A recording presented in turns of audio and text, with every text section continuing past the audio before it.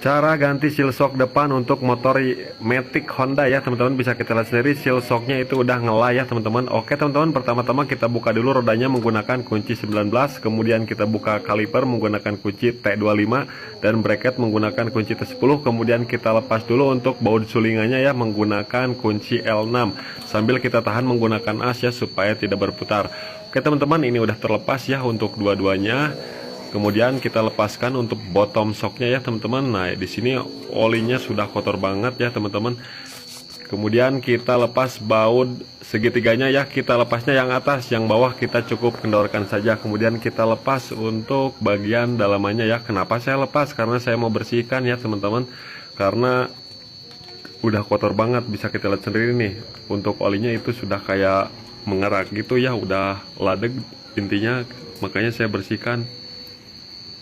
Saya bersihkan menggunakan bensin ya teman-teman. Dan untuk seal shocknya itu yang bocor itu yang sebelah kanan ya teman-teman, yang kiri enggak saya ganti, cuman saya kuras aja, saya bersihkan, kemudian oli shocknya diganti dua-duanya teman-teman. Oke teman-teman, setelah proses pelepasan itu sangat mudah ya. Kemudian kita bersihkan komponennya menggunakan bensin ya teman-teman sampai bersih. Kemudian as shocknya kita bersihkan juga dalamannya dari oli-oli sisanya. Kemudian proses pelepasan seal ya, yang bocor kita ganti teman-teman. Kita gunakan obeng min untuk mencungkil sepinya, kemudian kita baru congkel untuk sealnya ya, kita ganti. Nah ini udah lepas, kemudian kita bersihkan ya menggunakan bensin teman-teman. Nah dan untuk yang sebelah kiri kan ini masih bagus ya, jadi nggak saya bersihkan. Tapi cara membersihkannya jangan sampai kena sealnya ya teman-teman, cukup luarannya saja, karena kalau kena sealnya nanti sealnya bakalan keras. Oke, kita pasang lagi untuk sulingannya, kemudian per, kemudian ini tahanan ya. Kalau ini bundar ya, sulingannya nggak bisa ditahan menggunakan kunci L8 ya teman-teman.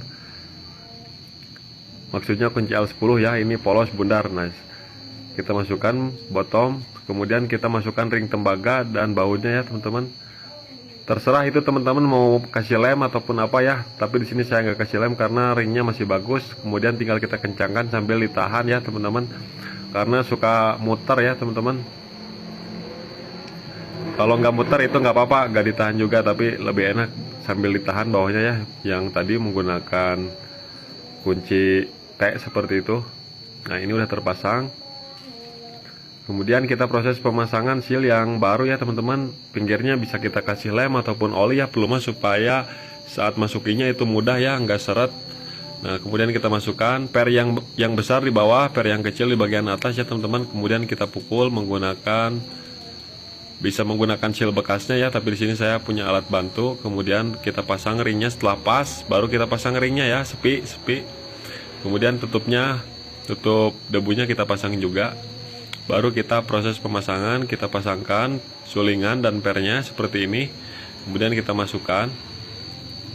Dan untuk asoknya ini masih bagus ya, belum baret-baret. Kalau misalkan udah baret-baret itu suka lama pengerjaannya, bisa diamplas dulu ataupun diganti kalau udah parah ya. Nah, ini masih bagus teman-teman, cuman bocor saja. Kemudian kita kencangkan ulang ya, sambil kita tahan bottomnya, kita masukkan as roda, kemudian kita kencangkan.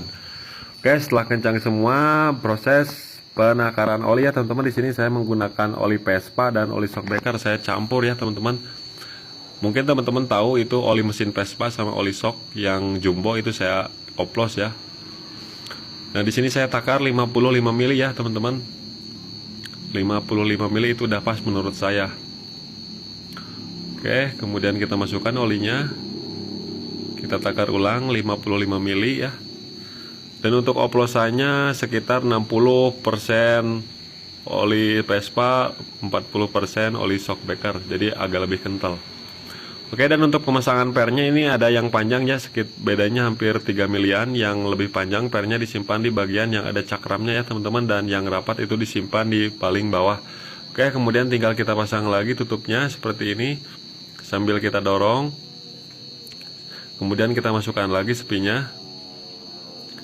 Udah masuk ya, kemudian kita coba. Nah ini udah pas ya menurut saya, itu udah sekitar 6 cm ya turunnya. Jadi nggak bakalan terlalu keras, nggak bakalan terlalu lembek. Oke, kita pasang yang satunya. Nah, sama cara pemasangannya ya, seperti itu, jadi lebih mudah. Teman-teman bisa gunakan alat seperti itu untuk melepas sepi shockbreaker ya, jadi lebih mudah. Oke, tinggal kita pasangkan ulang ya teman-teman ke posisinya semula.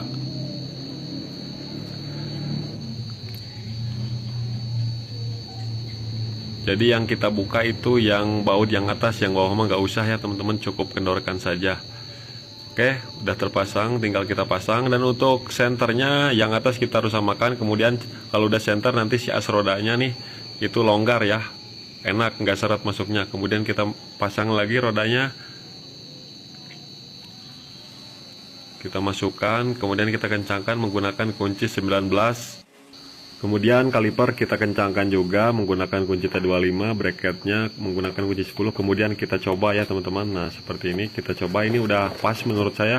Ketika diangkat nggak ada jedak-jeduk ya. Kemudian saat di genyot-genyotkan itu udah enak ya teman-teman, udah ngeper, nggak terlalu keras, nggak terlalu lembek. Oke teman-teman, mudah-mudahan video ini bermanfaat.